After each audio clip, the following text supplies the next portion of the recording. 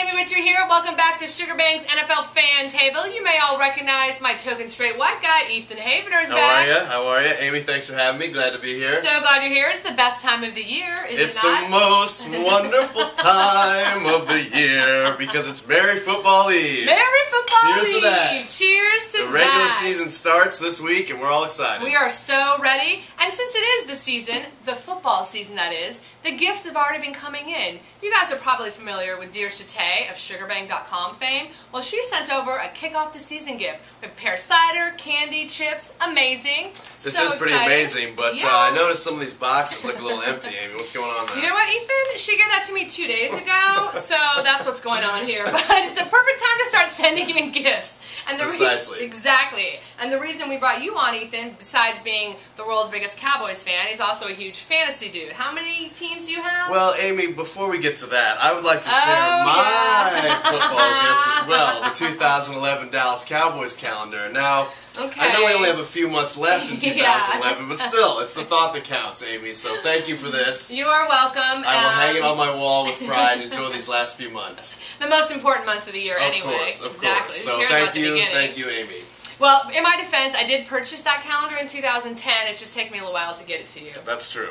But I wanted to acknowledge it, so thank you. You are welcome. So, yeah, like Amy said, you know, I'm a little bit of a problem. I'm in 5 leagues right now. That's so crazy. 5 fantasy leagues. And, Amy, out of those 5 leagues, you won't be surprised that no Eagles made my team. Oh, my God. None of those snowball-throwing bastards are on any of my football teams. A diehard Cowboys fan, so he has managed to have 5 fantasy teams, but no one from the dream team on any of them. The bad dream team. Oh my God. Speaking of your teams, how many Saints did you end up with this season? Oh, well, you know, I have 2 different fantasy teams and maybe 20% of my roster is for the Saints. But here's the thing, when you have so many offensive weapons, it's so hard not to stack the deck. That's what I'm saying, you know? I hear you, Amy. It's tough not to pick your players, so good luck to you on that. Thank you very much. Well, you know, there are obviously guys each week that you start. Andre Johnson, Ray Rice, players like that you're going to start regardless. But I'm here this week to talk about some players you might be on the fence about, some guys that can maybe push you over the edge in week 1.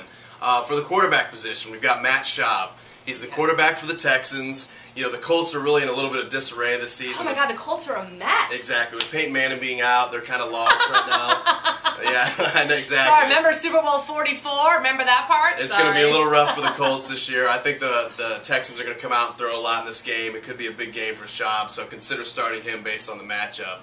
Running back position, you and I both have this player on our team, and we'll be starting him. Beanie Wells, running back for the Cardinals. They're playing the Carolina Panthers this week, and they've given up about an average of 22 fantasy points to opposing running backs in 2010. Exactly. So Beanie could be poised for a big day against the Panthers. Wide receiver position, even though he's on a team I don't really like, the Giants, I would go with Mario Manningham as a potential number 3 wide receiver on your team. He's got a good rapport with Eli Manning. I think he could get a lot of targets, in which could be a high-scoring game. So you may want to consider him as a number 3 spot on your team. Finally, and a nod to you, Jimmy Graham at the tight end position. You know, the Packers have a great defense, but they've historically struggled against the tight ends. I think Breeze could be looking for a familiar face down the red zone and target Jimmy Graham for some looks. So, you know, you may want to consider starting him. So again, if you're on the fence, those are some guys that maybe could help put you over the edge this week in the very important week 1, because everyone wants to come out of the gate with a win. So hopefully those guys can help you out. That's for sure. But speaking of Jimmy Graham, I know Amy's got a little story to tell about Jimmy Graham. I do. Who doesn't love a blinger? Everyone knows my gay brother husband loves Jimmy Graham as well, as do I. He signed my hat 2 weeks ago in Oxnard. Actually, this hat was signed by like 3 tight ends for the Saints. It's very exciting. Speaking of getting things signed, Sean Payton also signed my Super Bowl 44 ticket, and then he signed an extension to stay in New Orleans. But you know what else he signed? An extension on his home in Dallas. So what's that tell you, Amy? That tells me he has access to a private jet and can go to Dallas or New Orleans whenever he wants. Okay, we'll stand by for that story. Exactly. Tomorrow night is a big, exciting Saints-Packers game, and I have many things invested in this. One of which is a 50-cent bet with my dad, who is a Packers fan. So it could be high stakes tomorrow night. That is high stakes. Well, you know, Amy, just to second that, we're all really excited that football's back. We had to suffer through that lockout all summer. What a great way to start the season.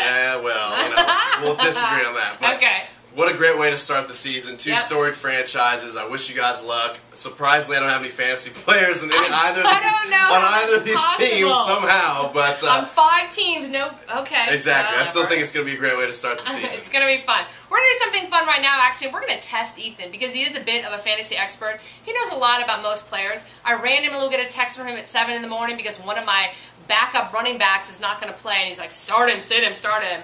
He's kind of a bit of an expert. So I'm going to pull out my fantasy cheat sheets here, and so I'm going to pick a random running back and see if you can tell me which team you got, Amy. This is not rehearsed. Here Let's see what you got. Here we go. I'm going to go kind of deep. Let's see what we've got. That's what she said. Okay, stop it.